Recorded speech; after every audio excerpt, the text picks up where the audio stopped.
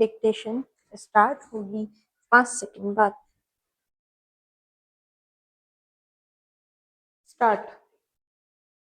बिहार में बांकीपुर विधानसभा उपचुनाव में भाजपा को जिस तरह प्रत्याशी बदलना पड़ा और मध्य प्रदेश में दतिया विधानसभा उपचुनाव में खुद को संभावित प्रत्याशी मान रहे पूर्व मंत्री नरोत्तम मिश्रा के समर्थकों के विद्रोह का सामना करना पड़ा, उससे उभरे सवाल पार्टी को असहज करने वाले हैं। चूंकि बांकीपुर विधानसभा सीट भाजपा अध्यक्ष नितिन नवीन के राज्यसभा सदस्य बनने से रिक्त हुई है, इसलिए यहाँ होने वाले विधानसभा उपचुनाव की महत्ता बढ़ गई है।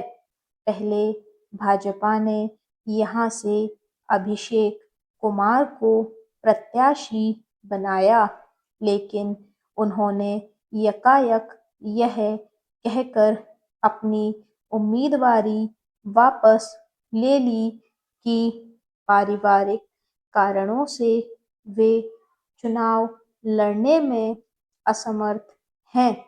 इसके बाद यहाँ से नीरज कुमार सिन्हा को प्रत्याशी घोषित किया गया। क्या यह विचित्र नहीं कि मात्र एक विधानसभा सीट के लिए भाजपा अपने प्रत्याशी का चयन सही तरह नहीं कर सकी? यह समझना कठिन है कि अभिषेक कुमार के सामने अचानक ऐसी क्या पारिवारिक परिस्थिति आ गई कि वे चुनाव लड़ने से पीछे हट गए। यह अनुमान लगाया जा रहा है कि उनकी पारिवारिक पृष्ठभूमि को लेकर इसी सीट से चुनाव लड़ रहे जन स्वराज पार्टी के प्रत्याशी प्रशांत किशोर एक प्रेस कॉन्फ्रेंस करने की तैयारी कर रहे थे और इसकी भनक लगते ही भाजपा ने प्रत्याशी बदलने का फैसला कर लिया। पता नहीं सच क्या है, लेकिन प्रश्न यह है कि आखिर जो बात प्रशांत किशोर को ज्ञात थी, क्या वह भाजपा नेतृत्व और विशेष रूप से इसी सीट का प्रतिनिधित्व कर चुके पार्टी अध्यक्ष नितिन नवीन को पता नहीं थी? मध्य हिमालयी राज्य उत्तराखंड की प्लास्टिक कचरा उन्मूलन को शुरू की गई पहल अब सकारात्मक रूप लेती नजर आ रही है। गंगोत्री से प्लास्टिक कचरे को वापस लाने को शुरू की गई डिजिटल डिपॉजिट रिफंड सिस्टम की पहल अब चारों धामों एवं मुख्य पर्यटन स्थलों तक पहुंच रही है। इसके अच्छे परिणाम में भी मिल रहे हैं। देखा जाए तो उत्तराखंड की पहचान केवल चार धाम, हिमालय और प्राकृतिक सौंदर्य तक सीमित नहीं है, बल्कि यह देश को अमूल्य पर्यावरणीय सेवाएं प्रदान करने वाला राज्य भी है। ऐसे में यहाँ पर्यावरण संरक्षण केवल सरकार की ही जिम्मेदारी नहीं, बल्कि प्रत्येक नागरिक और पर्यटक का भी दायित्व है। पिछले कुछ वर्षों में धार्मिक और पर्यटन स्थलों में प्लास्टिक कचरे की समस्या लगातार बढ़ी है। बड़ी संख्या में आने वाले श्रद्धालु और पर्यटक अनजाने या लापरवाही से प्लास्टिक की बोतलें, चिप्स के रैपर और अन्य अपशिष्ट खुले में छोड़ देते हैं। पर्वतीय क्षेत्रों में इस कचरे का निस्तारण आसान नहीं होता। इससे प्राकृतिक सुंदरता पर तो दाग लगता ही है। जल स्रोत, वन्य जीव और पारिस्थितिकी तंत्र भी संकट में पड़ते हैं। डिजिटल डिपॉजिट रिफंड सिस्टम के तहत प्लास्टिक की खाली बोतलें, चिप्स के रैपर वापस करने पर धनराशि लौटाने की व्यवस्था लोगों को जिम्मेदार बनाती है और स्वच्छता को जन भागीदारी से जोड़ती है। इस मुहिम को बढ़ावा देने के लिए व्यापक जागरूकता, पर्याप्त संग्रह केंद्र, नियमित निगरानी और स्थानीय समुदायों की सक्रिय भागीदारी भी सुनिश्चित करनी होगी।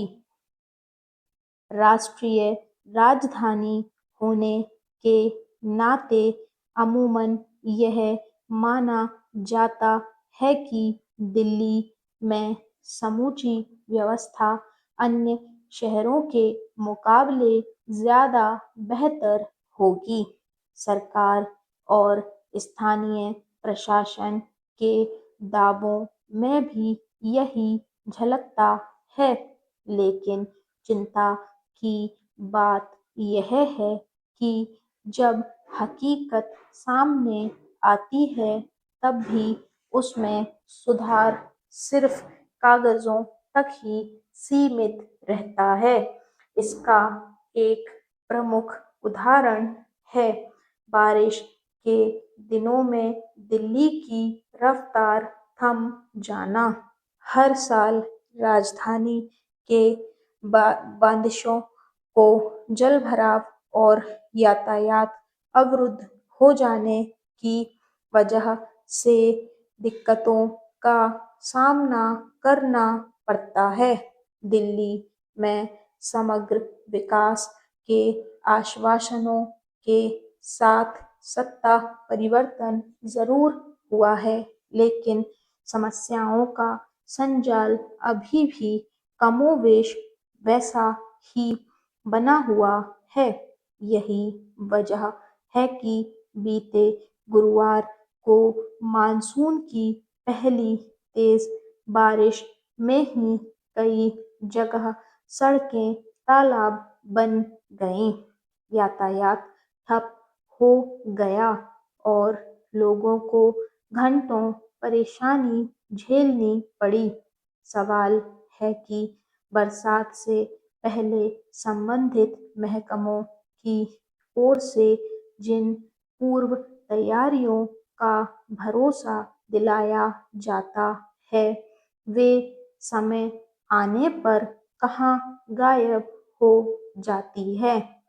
कहने को राष्ट्रीय राजधानी में हर साल मानसून के आगमन से काफी पहले समस्याओं से निपटने की औपचारिक तैयारी शुरू हो जाती है।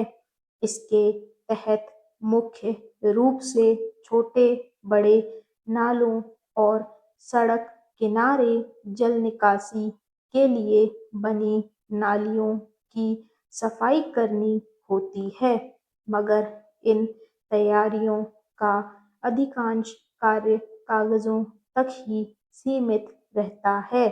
जाहिर है कि सरकार का जो जोर व्यवस्था को सुधारने पर कम और दावों पर ज़्यादा रहता है। यह बात भी छिपी नहीं है कि दिल्ली में जलभराव की समस्या पर सियासत भी खूब होती है। इस बार भी सत्ता पक्ष की ओर से दावा किया जा रहा है कि पिछली सरकार के कार्यकाल के मुकाबले जलभराव का संकट काफी कम हुआ है। वहीं विपक्ष का कहना है कि 2-3 चिन्हित स्थलों को जोड़कर छोड़कर बाकी जगह का हाल जस का तस बना हुआ है। ऐसे में ज़रूरी है कि सरकार तुलनात्मक सुधार का हवाला देकर अपनी पीठ थपथपाने के बजाय समस्या की गंभीरता पर ध्यान केंद्रित करे और लापरवाही बरतने वाले अधिकारियों को की जवाबदेही तय की जाए ताकि लोगों को बारिश में किसी तरह की परेशानी ना झेलनी पड़े। स्टॉप। अगर आपको वीडियो पसंद आए तो वीडियो को लाइक एंड चैनल को सब्सक्राइब ज़रूर करें।